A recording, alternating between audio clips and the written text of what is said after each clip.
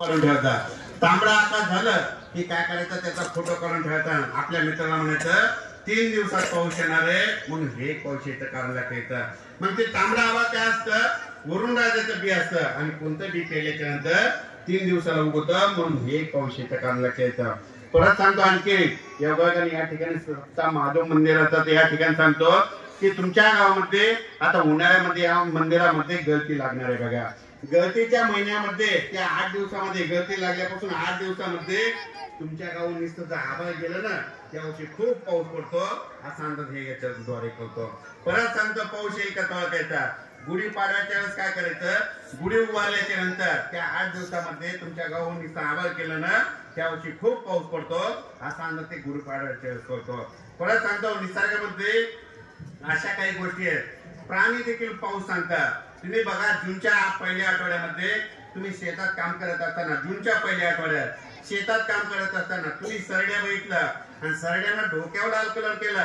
सरड्यामध्ये शेतकऱ्यांना 10 दिवसांना मान्सून येणार आहे असा अंदाज ती सरड्या देतो त्याच्यानंतर घोरपडी देखील पाऊस सांगतात घोरपडी काय करतात जूनच्या पहिल्या आठवड्यात बिळाच्या बाहेर तोंड काढून बसतात घोरपडीने बिळाच्या बाहेर तोंड काढून बसले कंप्लीट 10 दिवसाला पाऊस येतो असा अंदाज ते घोरपडी देतात परत सांगतो निसर्गामध्ये अशा काही गोष्टी आहेत की निसर्गातल्या प्राणी डोंगरावरून देखील पाऊस ओळख येतं योगाकडून तुमच्या इथं डोंगर आहेत म्हणून सांगतो दररोज तुम्ही काय करतात गच्चीवर जातात टेरिसवर जातात दररोज तुम्ही डोंगर बघता ते डोंगर दररोज तुम्हाला दूर दिसतात पण पावसाळ्यामध्ये तुम्ही डोंगर बघायला गेले गच्चीवरून आणि गच्चीवरून डोंगर बघत असताना 24 तासात जर पाऊस येणार असला आणि ते डोंगर दररोजचा काय होतो असा जवळ आल्यासारखा दिसतो आणि त्या डोंगरावर एखादं मंदिर असलं येरी तुम्हाला घरून कधी दिसत नाही पण 24 तासात पाऊस येणार असला तर ते मंदिर स्पष्ट डोळ्याने दिसू लागतं ते मंदिर दिसू लागले की आपण म्हणायचं 24 तासात पाऊस येणार आहे हे पाऊस येतं कारण लक्षायचं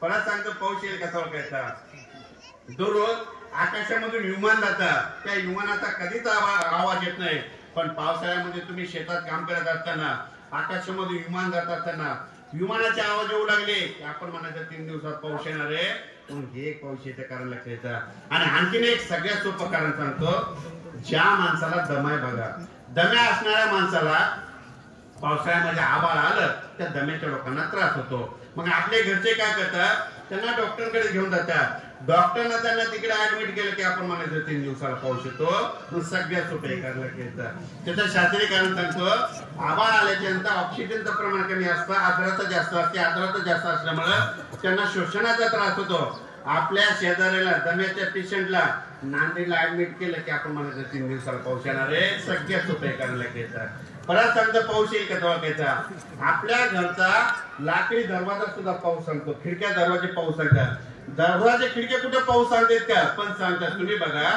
सप्टेंबर आणि ऑक्टोबर महिन्यामध्ये तुमच्या घरचे दरवाजे लागणे गेले की ते दरवाजे म्हणतात शेतकऱ्यांनो 10 दिवसाचा सततधार पाऊस पडणार आहे असा अंदाज ते दरवाजा देतो परत सांगतो पाऊस येईल कसा ओळखायचा काय करायचं तुमच्या गावात वडाचं झाड आहे पिंपळाचं झाड आहे तुमच्या गावात वडाच्या झाडावर पिंपळाच्या झाडावर कावळ्यानं शेंडेला घरटे केलं त्यावर्षी पाऊस कमी पडतो आणि कावळ्यानं 3 फुटानं घरटे खाली केलं की त्यावर्षी पाऊस जास्त होतो असा अंदाज ते कावळा देतो त्याच्यानंतर परत सांगतो आणखी कसा ओळखायचा काय करायचं निसर्गामध्ये एक तुम्ही काय करा तारीख लक्षात घ्या 11 जूनला दुपारी 12 वाजता 11 जून दुपारी 12 वाजता आकाशात वरती बघायचं सूर्याला जर खरं दिसणार ना निसर्गामध्ये शेतकऱ्यांनो यावर्षी दुष्काळ पडणार आहे असा अंदाज तुम्हाला 11 जून दुपारी 12 वाजता कळतो त्याच्यानंतर हे झालं पाऊस येण्याचे कारण आता तुम्हाला विजेबद्दल सांगतो वीज म्हणजे ही नाही वीज आकाशातील वीज बरेच जण काय म्हणतात